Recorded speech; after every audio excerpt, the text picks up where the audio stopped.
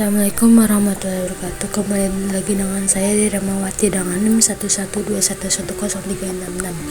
Sekarang saya akan mengerjakan tugas berpikir kritis yang dimana akan membicarakan tentang pemerintah komitmen jaga kelangsungan industri tekstil dalam negeri. Baik, selanjutnya pemerintah komitmen jaga kelangsungan industri tekstil dalam negeri. Pada tanggal 30 Oktober 2024 di Jakarta, pemerintah Indonesia berkomitmen untuk menjaga kelangsungan industri tekstil dalam negeri.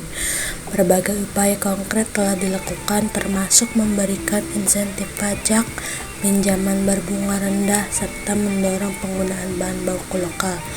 Direktur Jenderal Industri Manufaktur Kementerian Perindustrian Adi Wijaya mengatakan pihaknya juga terus memperkuat sinergi antar industri hulu dan hilir tekstil. Katanya, kami mendorong investasi dan adopsi teknologi baru untuk meningkatkan produktivitas dan efisiensi, ujarnya. Di sisi lain, Asosiasi Pertekstil Indonesia (API) menyatakan industri tekstil dalam negeri juga berkomitmen untuk meningkatkan daya saing. Katanya, kami aktif mengadopsi inovasi, melatih SDM, serta memastikan rantai pasok lokal yang kuat, ujar Ketua Umum API yaitu Siti Nurhayati. Kedua belah pihak sepakat bahwa kolaborasi antara pemerintah dan pelaku industri sangat penting untuk menghadapi tantangan ke depan. Hal ini mencakup perluasan akses pasar, diversifikasi produk, serta transisi menuju industri tekstil yang lebih berkelanjutan. Ucap Andi Wijaya, kita optimis industri tekstil Indonesia dapat tumbuh dan bersaing secara sehat dengan dukungan semua pihak, pungkasnya. Pemerintah Indonesia telah menyatakan komitmennya untuk menjaga kelangsungan industri tekstil dalam negeri. Hal ini merupakan langkah penting untuk melindungi sektor manufaktur yang penting bagi perekonomian. Namun, terdapat beberapa tantangan yang harus dihadapi. Menurut saya, secara keseluruhan berita ini menggambarkan upaya positif pemerintah untuk mendukung industri tekstil dalam negeri. Namun ada beberapa aspek yang perlu dikritisi dan diperdalam. Yang pertama, yaitu dari insentif dan dukungan pembiayaan, yang dimana meskipun disebutkan pemerintah telah memperluas skema insentif pajak dan pembiayaan, informasi rinci mengenai jenisnya, besarannya, serta mekanisme aksesnya belum dijabarkan. Selanjutnya, perlu ada evaluasi mengenai efektivitas dan jangkauan dukungan pembiayaan ini bagi pelaku industri tekstil, terutama untuk UMKM. Yang kedua, adopsi teknologi dan inovasi. Berita menyebutkan pemerintah mendorong adopsi teknologi baru, namun tidak dijelaskan secara spesifik teknologi apa yang diprioritaskan dan bagaimana proses kolaborasi dengan industri. Selanjutnya, perlu ada rencana komprehensif untuk memfasilitasi transformasi digital dan inovasi di seluruh rantai nilai industri tekstil. Yang ketiga, ada pengembangan sumber daya manusia.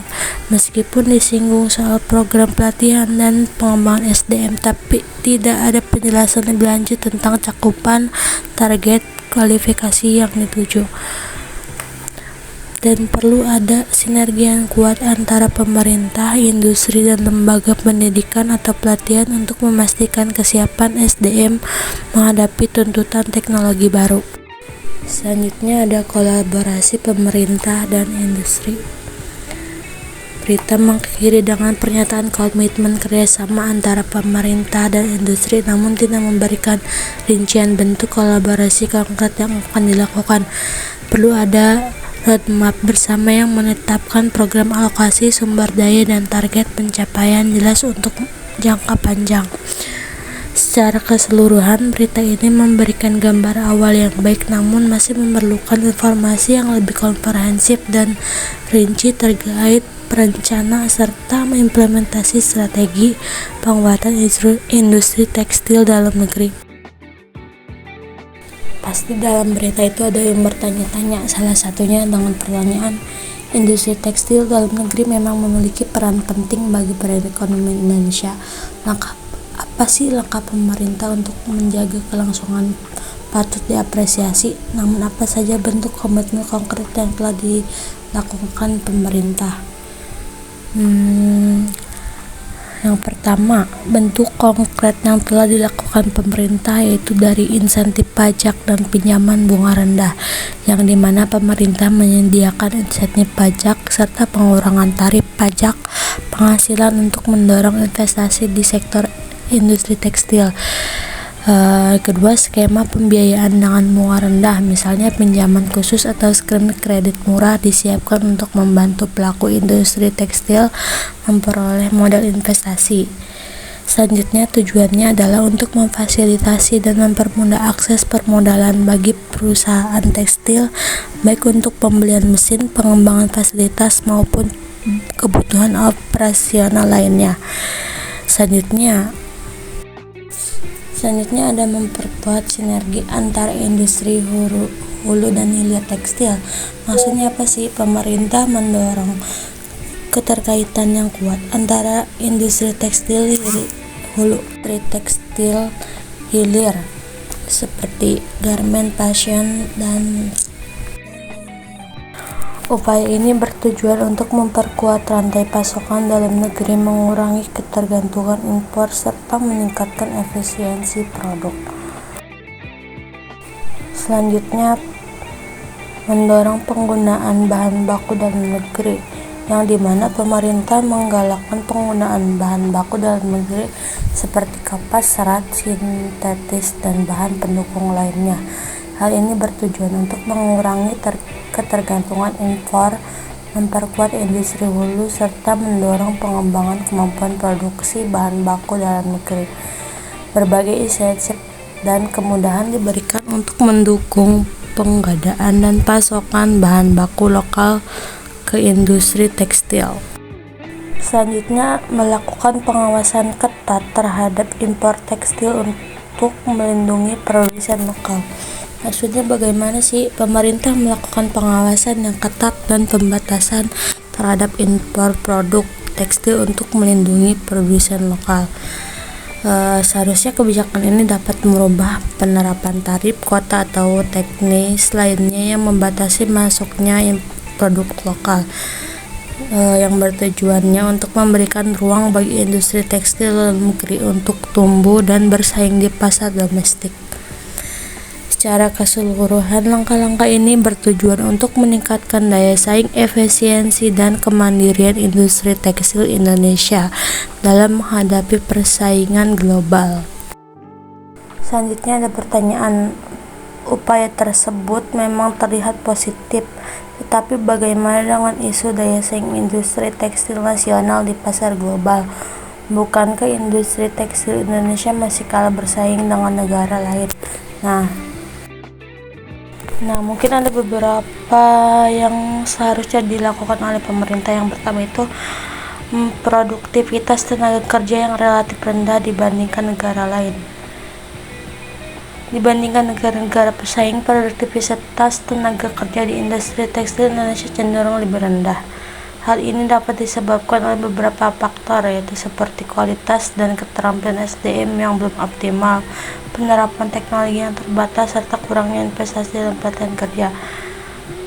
Meningkatkan produktivitas tenaga kerja melalui pengembangan keterampilan dan adopsi teknologi maju menjadi prioritas untuk meningkatkan daya saing industri tekstil Indonesia. Nah, mungkin dengan meningkatkan produktivitas ini industri Indonesia masih bisa bersaing dengan negara lain. Selanjutnya, dengan cara ketergantungan pada impor bahan baku dan teknologi, industri tekstil Indonesia masih sangat bergantung pada impor untuk pemenuhan bahan baku seperti serat, benang, dan bahan kimia tekstil. Selain itu, kebutuhan akan mesin, peralatan, dan teknologi produksi yang lebih canggih juga masih didominasi oleh impor. Ketergantungan ini dapat menghambat efisiensi fleksibel produksi serta meningkatkan biaya. Upaya untuk mengurangi ketergantungan impor melalui penguatan industri hulu dan hilir, pengembangan kemampuan teknologi lokal prioritas, karena seharusnya pemerintah Indonesia selalu memprioritaskan kemampuan teknologi lokal. Selanjutnya, upaya yang harus ditingkatkan yaitu dari segi infrastruktur yang masih perlu ditingkatkan untuk mendukung efisiensi produk, yang dimana berbagai infrastruktur pendukung seperti jaringan listrik, air, transportasi, dan logistik masih memerlukan peningkatan untuk mendukung efisiensi operasional industri tekstil. Kendali infrastruktur dapat berdampak pada kelancaran pasokan bahan baku, distribusi produk, serta biaya produksi yang lebih tinggi. Investasi dan perbaikan infrastruktur, terutama di sentra-sentra tekstil, menjadi penting untuk meningkatkan daya saing. Secara keseluruhan, tantangan ini dapat menjadi fokus pemerintah dan industri untuk meningkatkan produktivitas, efisiensi, dan kemandirian industri tekstil dalam negeri. Di sini jadi kesimpulannya, pemerintah Indonesia berkomitmen untuk menjaga kelangsungan industri tekstil dalam negeri melalui berbagai upaya, termasuk pemberian insentif pajak, peminjaman berbunga rendah, dan dorongan penggunaan bahan baku lokal. Selain itu, pemerintah juga mendorong adopsi teknologi baru dan inovasi untuk meningkatkan produktivitas dan efisiensi industri tekstil.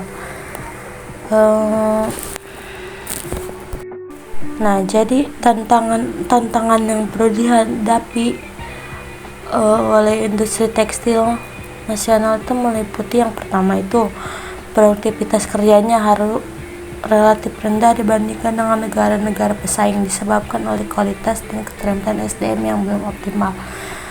Kedua, ketergantungan pada impor. Seharusnya jangan impor ya. Bahan baku dan teknologi produksi masih sangat bergantung pada impor yang dapat menghambat efisiensi produk. Yang ketiga itu dari segi infrastruktur, memerlukan peningkatan untuk mendukung efisiensi operasional industri tekstil. Mungkin dari upaya pemecahan masalahnya itu, yang pertama itu meningkatkan daya saing yang melalui pelatihan dan pengembangan keterampilan, adopsi teknologi, dan perbaikan infrastruktur. Selanjutnya, upaya kedua pemecahan masalah itu diversifikasi pasar dan produk, yaitu memperluas akses pasar dan mengembangkan produk bernilai tambah. Selanjutnya, harus menguatkan rantai pasokan lokal, yang dimana kita harus mengurangi ketergantungan impor dan memanfaatkan bahan baku lokal. Selanjutnya, upaya pemecahan masalah itu dukungan kebijakan pemerintah, memperluas insentif pajak dan skema pembiayaan, serta meningkatkan pengawasan terhadap impor. Upaya pemecahan masalah yang selanjutnya itu transisi menuju industri tekstil berkelanjutan, yang dimana mengadopsi teknologi ramah lingkungan dan program daur ulang. Mungkin kolaborasi antara pemerintah dan pelaku industri sangat penting untuk mengimplementasikan solusi tersebut secara efektif dan memastikan keberlanjutan serta daya saing industri tekstil Indonesia di pasar global.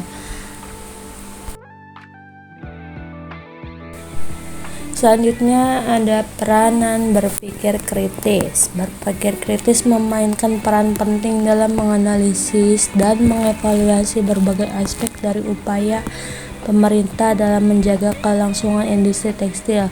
Dengan berpikir kritis, kita dapat mengidentifikasi kekuatan dan kelemahan dari strategi yang ada serta mencari solusi yang lebih efektif. Jadi tadi ada beberapa poin penting. Yang pertama itu menganalisa kebijakan insentif dan dukungan pembiayaan.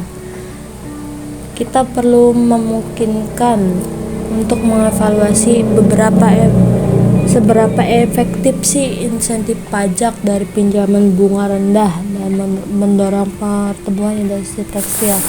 Dan juga kita dapat mempertimbangkan apakah dukungan ini mencapai semua lapisan pelaku industri termasuk UMKM dan mengidentifikasi area yang memerlukan perbaikan. Poin selanjutnya itu mengevaluasi adopsi teknologi dan inovasi. Dengan berpikir kritis kita bisa menilai apakah teknologi baru yang didorong oleh pemerintah benar-benar relevan atau bermanfaat bagi industri tekstil. Pentingnya untuk mengkritis bagaimana adopsi teknologi tersebut diimplementasikan dan apakah ada rencana jangka panjang yang mendukung transformasi digital di industri ini. Selanjutnya poin ketiga yaitu pengembangan SDM. SDM kita dapat menganalisis program pelatihan pengembangan SDM yang disediakan apakah sudah sesuai dengan kebutuhan industri atau belum. Selanjutnya kolaborasi antara pemerintah dan industri.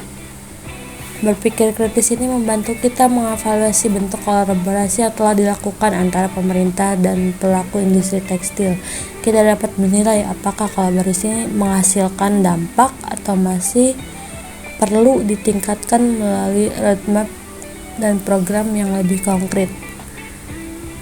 Selanjutnya, poin yang terpenting itu menghadapi tantangan global, yang dimana berpikir kritis ini dapat mengidentifikasi tantangan utama yang dihadapi industri tekstil Indonesia di pasar global, seperti rendahnya produktivitas tenaga kerja dan ketergantungan pada impor. Kita juga dapat merumuskan strategi yang lebih efektif untuk meningkatkan daya saing industri tekstil Indonesia secara global. Jadi mungkin berpikir kritis ini memungkinkan kita untuk tidak hanya menerima informasi secara pasif, tetapi juga menganalisis, mengevaluasi, dan mencari solusi lebih baik demi kemajuan industri tekstil dalam negeri. Pendekatan ini membantu memastikan bahwa upaya pemerintah dan pelaku industri berjalan secara efektif dan efisien. Sekian dari saya, kurang lebih mohon maaf. Terima kasih. Wassalamualaikum warahmatullahi wabarakatuh. Bye bye.